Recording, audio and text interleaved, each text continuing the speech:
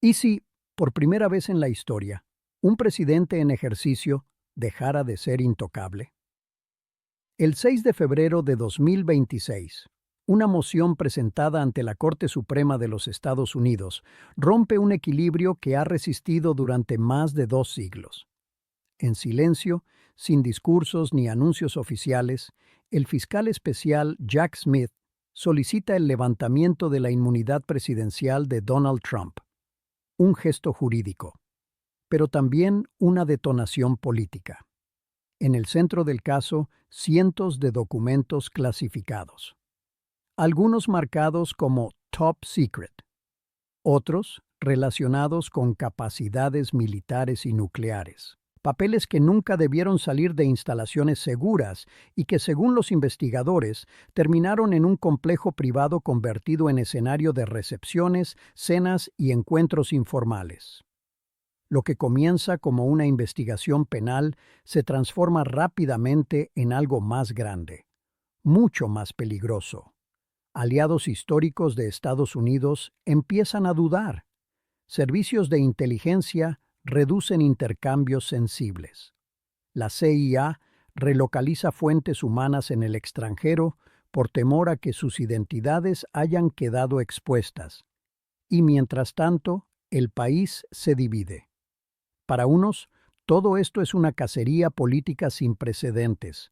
Para otros, es la prueba definitiva de que nadie debería estar por encima de la ley. La Corte Suprema acepta examinar el caso en procedimiento acelerado, consciente de que su decisión puede abrir la puerta a un caos constitucional. Si la inmunidad cae, un presidente podría ser inculpado penalmente durante su mandato. Si se mantiene, el Poder Ejecutivo quedaría de facto fuera del alcance de la justicia. Estados Unidos entra así en una zona de turbulencia extrema, donde no solo está en juego el destino de un hombre, sino la supervivencia misma de sus instituciones. Esta es la historia de una moción histórica, de documentos que nunca debieron ser vistos, y de un país enfrentado a la pregunta más peligrosa de todas: ¿está realmente preparado para juzgar a su propio presidente? Una moción histórica ante la Corte Suprema. El 6 de febrero de 2026 no fue un día cualquiera en Washington. A primera hora de la mañana, mientras la ciudad despertaba bajo una rutina aparentemente normal, un documento cruzó una línea que durante más de 2 siglos había permanecido intacta. El fiscal especial Jack Smith presentó ante la Corte Suprema de los Estados Unidos una moción extraordinaria: solicitar formalmente el levantamiento de la inmunidad presidencial de Donald Trump. Nunca antes había ocurrido algo así. Desde la fundación del país, la inmunidad presidencial había sido un pilar implícito del equilibrio institucional. No escrita de forma absoluta en la Constitución, pero sostenida por la costumbre, la jurisprudencia y el temor a abrir una caja de Pandora. La idea era simple y poderosa. Un presidente en ejercicio no podía ser procesado penalmente para no paralizar el poder ejecutivo ni convertir la justicia en un arma política. Ese principio acababa de ser desafiado. En su moción, Jack Smith argumenta que la inmunidad no puede convertirse en un escudo para conductas que ponen en peligro el Estado de Derecho. Según el fiscal, los hechos investigados no pertenecen al ámbito de las decisiones presidenciales legítimas, sino a actos personales susceptibles de persecución penal. Obstrucción a la justicia. Manipulación y retención indebida de documentos clasificados. Delitos federales graves. Lo que hace histórica a esta moción no es solo su contenido, sino su timing. Por primera vez, un presidente en ejercicio se enfrenta a la posibilidad real de ser inculpado penalmente durante su mandato. No después, no una vez fuera del poder. Ahora. En los pasillos del Tribunal Supremo, la tensión es palpable. Los jueces saben que no están decidiendo únicamente sobre Donald Trump. Están decidiendo sobre el futuro de la presidencia misma. Si aceptan la tesis del fiscal, se rompe un tabú constitucional. Si la rechazan, se refuerza la idea de que el cargo más poderoso del país está, en la práctica, por encima de la ley. La moción detalla un argumento central. La inmunidad presidencial no es absoluta, y menos aún cuando se trata de acciones que no guardan relación directa con funciones oficiales. Jack Smith insiste en que permitir la impunidad en este caso sentaría un precedente peligroso, uno que podría ser explotado por futuros presidentes para actuar sin límites legales. La reacción es inmediata. Analistas constitucionales se dividen. Algunos hablan de una necesaria corrección histórica, otros de un riesgo existencial para el sistema. En los medios conservadores, la narrativa es clara: una cacería política. En otros sectores, la lectura es opuesta: una prueba definitiva de que nadie está por encima de la ley. Mientras tanto, en la Casa Blanca, el silencio es absoluto. No hay declaraciones oficiales. No hay conferencias de prensa. Solo filtraciones, rumores y una certeza compartida por todos los actores del poder. Si la Corte Suprema acepta esta moción, Estados Unidos entra en territorio desconocido. Un territorio donde la presidencia deja de ser intocable. Un territorio donde la justicia y la política chocan frontalmente. Un territorio del que ya no hay marcha atrás. Capítulo 2. El dossier de los documentos clasificados. Si la moción ante la Corte Suprema abrió una brecha constitucional, el contenido del dossier que la sustenta es, para los investigadores, aún más inquietante. En el centro del caso hay un número que se repite como un eco peligroso: 340 documentos. Más de 300 carpetas clasificadas, muchas de ellas marcadas como Top Secret, recuperadas en un lugar que nunca debió albergarlas. Mar-a-Lago. El complejo, conocido por sus recepciones privadas, cenas exclusivas y eventos sociales, se convierte así en el epicentro de una de las investigaciones de seguridad nacional más graves de la historia reciente. Según el expediente, los documentos no estaban almacenados en instalaciones seguras, sino repartidos entre cajas, archivadores improvisados e incluso zonas de acceso no restringido. Pero no se trata solo de cantidad, se trata de naturaleza. Entre los documentos incautados, los fiscales identifican informes que describen capacidades militares sensibles, planes de contingencia y evaluaciones estratégicas de potencias extranjeras. Algunos de ellos, según fuentes cercanas a la investigación, hacen referencia directa a capacidades nucleares con menciones explícitas a nuclear e Irán. Palabras que, en el mundo de la inteligencia, activan todas las alarmas. Una parte especialmente delicada del dossier aparece en una anexe clasificada, accesible solo a un círculo extremadamente reducido. En ella, los investigadores afirman tener pruebas de que Donald Trump habría mostrado algunos de estos documentos a invitados no autorizados durante recepciones privadas celebradas en 2023.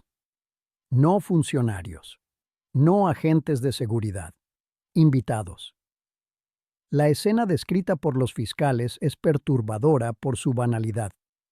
Conversaciones informales, comentarios lanzados con ligereza, documentos sensibles utilizados como objetos de demostración, casi como trofeos. Para los investigadores, no es solo una violación de protocolos, es una ruptura total del principio de protección de secretos de Estado. Trump y su entorno rechazan categóricamente estas acusaciones. Alegan desclasificación implícita, autoridad presidencial y exageración mediática. Pero el dossier contradice esa defensa.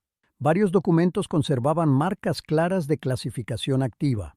Otros requerían procedimientos formales de desclasificación que, según los archivos, nunca se realizaron.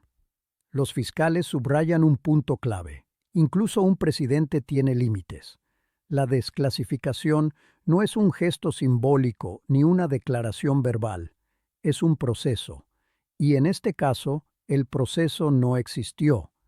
A medida que se revelan estos detalles, el caso deja de ser un debate abstracto sobre inmunidad. Se convierte en una cuestión concreta de riesgo. ¿Quién tuvo acceso a esos documentos? ¿Durante cuánto tiempo? ¿Y qué información pudo haberse filtrado, copiado o simplemente memorizado? Para los investigadores federales, el peligro no reside únicamente en lo que ya se sabe, sino en lo que nunca podrá saberse. Cada documento mal protegido es una puerta abierta. Cada acceso no autorizado, una amenaza potencial. El dossier de Mar-a-Lago no es solo una acumulación de papeles. Es, según el fiscal, la prueba tangible de que la línea entre poder y negligencia pudo haberse cruzado. Y sus consecuencias están lejos de limitarse a suelo estadounidense. Impacto en la seguridad nacional y los aliados. A medida que el contenido del dossier se filtra en los círculos cerrados de la inteligencia internacional, el caso deja de ser un problema interno estadounidense. Se convierte en una crisis de confianza global. En Europa, las primeras reacciones no son públicas, son discretas, silenciosas, pero profundas. Según fuentes diplomáticas, varios aliados históricos de Washington, entre ellos Francia, Alemania y los Países Bajos, comienzan a reducir el volumen y la sensibilidad de los intercambios de inteligencia con Estados Unidos. No como castigo político, sino como medida de autoprotección. La pregunta que circula en las cancillerías es simple y devastadora. ¿Podemos seguir compartiendo información sensible si no sabemos cómo será protegida? Durante décadas, el sistema de alianzas occidentales se ha basado en un principio fundamental: la confianza absoluta en la custodia de los secretos compartidos. Ese principio se tambalea, no por una filtración confirmada, sino por la posibilidad creíble de que información crítica haya quedado expuesta sin control. En el ámbito de la inteligencia, la percepción del riesgo es tan importante como el riesgo real. Dentro de Estados Unidos, la reacción es aún más silenciosa. La CIA activa protocolos de emergencia que rara vez se utilizan. Según documentos internos citados por los fiscales, la agencia procede a la relocalización discreta de varias fuentes humanas en el extranjero. Informantes infiltrados en entornos hostiles. Personas cuya vida depende del secreto absoluto de su identidad. La decisión no se toma a la ligera. Relocalizar una fuente significa admitir que existe la posibilidad de que su nombre, su ubicación o su rol hayan quedado comprometidos. No se trata de una certeza, sino de una prevención extrema. Pero en el mundo del espionaje, la duda es suficiente para actuar. Un antiguo responsable de inteligencia lo resume así: cuando no sabes exactamente qué se vio, quién lo vio y durante cuánto tiempo, asumes el peor escenario.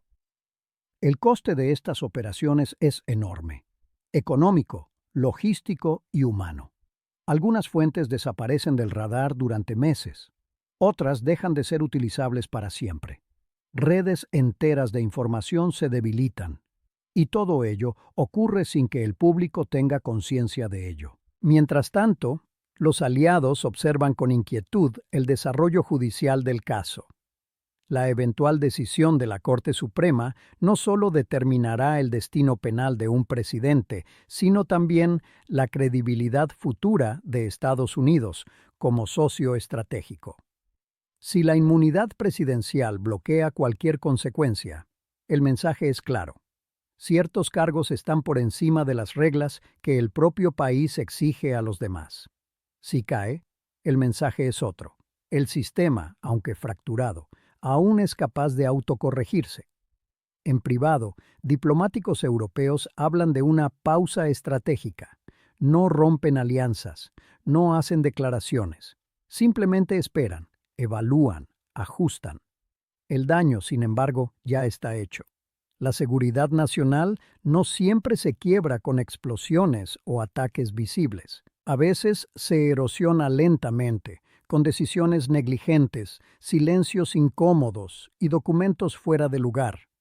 Y cuando la confianza se pierde, reconstruirla puede llevar generaciones.